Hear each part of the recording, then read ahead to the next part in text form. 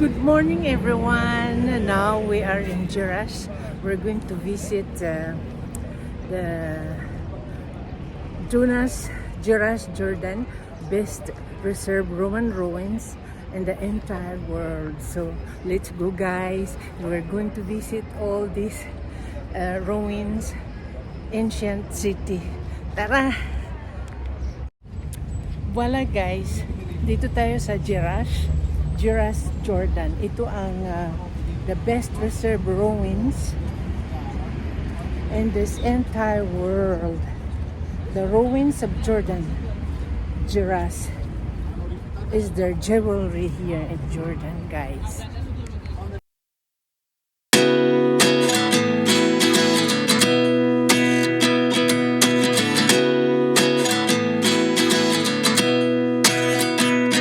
Tayo sa circus ng temple. Ayan. Ang lawak-lawak dyan. Dito sa jewel ng Jordan. Ayan, guys. Ayan. Jerash is a city in Jordan north of the capital Amman, inhabited since the Bronze Age. It's known for the ruins of the walled Greco-Roman settlement of Gerasa, just outside the modern city. These include the 2nd century Hadrian's Ark. Jerash is the site of the ruins of the Greek city of Gerasa, also referred to as Antioch on the Golden River.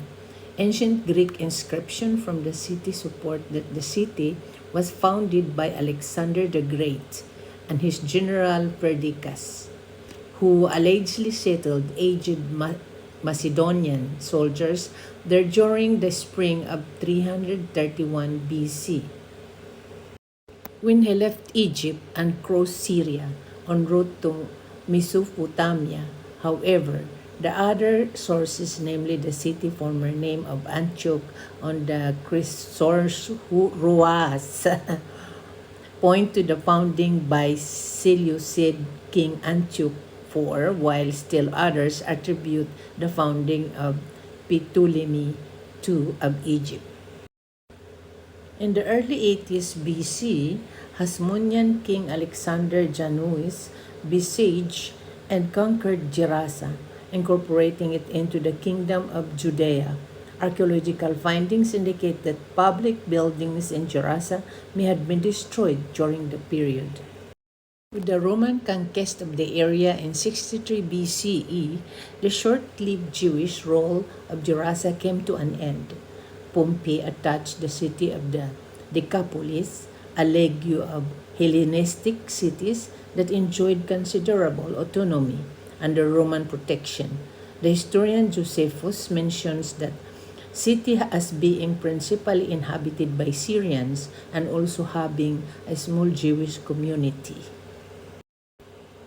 During the First Jewish-Roman War, Gerasa was among the few non-Jewish cities in the region not to kill or imprison its Jewish residents, and its residents even escorted by any Jews who wanted to leave to the border.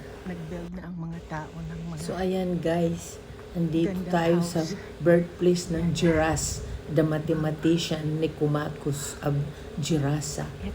Yan, it has been proposed to identify it as Jerash, a place mentioned by Josephus as the birthplace of Jewish zealot leader Simon Bar Gloria, but other scholars identify it with modern-day Jerash. Ayan, guys, mahirap bigkasin ang mga Romans names like Nicomachus, Zealot, ayan, mga yung ano pa yung isa na napakahirap, Decapolis, it's really Greek. In the second half of the 1st century AD, the city of Jerash achieved great prosperity. In AD 106, Jerash was absorbed into the Roman province of Arabia, which included the city of Philadelphia, modern-day Amman, Petra, and Bostra. The Romans ensured security and peace in this area, which enabled its people to devote their efforts and time to economic development and encouraged civic building activity. Emperor Trajan constructed roads throughout the province, and more trade came to Geras. Emperor Hadrian visited Geras in AD 129-130, and the Triumphi Arch, known as the Ark of Hadrian, was built to celebrate this occasion. Early Muslim period. The city flourished during the Umayyad Caliphate. It had numerous shops and issued coins with the mint name Jerash in Arabic. It was also a center for ceramic manufacture. Molded ceramic lamps had Arabic inscription that showed the potter name and Jerash as the place of manufacture. The large mosque and several churches that continued to be used as place of worship indicated that during the Umayyad period, Geras had a sizable Muslim community that coexisted with the Christians. In CE 749, a devastating earthquake destroyed much of Geras and its surroundings. Crusader period.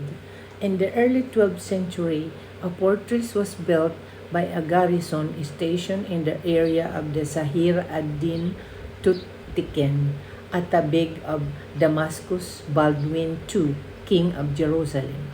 Captured and burned the fortress in 1121 to 1122 CE, although the site of the fortification has often been identified with the ruins of the Temple of Artemis. There is no evidence of the creation of fortification in the temple in the 12th century. The location of this fort is probably to be found at the highest point of the city walls in the northeastern hills. Mid to late Muslim period, a small settlement continued in Jerash during the Mamluk Sultanate and Ottoman periods. This occurred particularly in the northwest quarter and around the Temple of Zeus, where several Islamic Mamluk domestic structures had now been excavated pala. In 1596, during the Ottoman era, Geras was noted in the census as Geras being located in the Nahiya of Bani Ilwan in the Lewa of Ajjalon. It had a population of 12 Muslim households. They paid a fixed tax rate of 25% on various agricultural products, including wheat, barley, olive trees, fruit trees, goats, and beehives. In addition to occasional revenues and the price of olive oil, grape syrup, a total of 6,000 AKC aksi. Ano kaya yung Modern Geras. Geras has developed dramatically in the last century with the growing importance of the tourism industry in the city.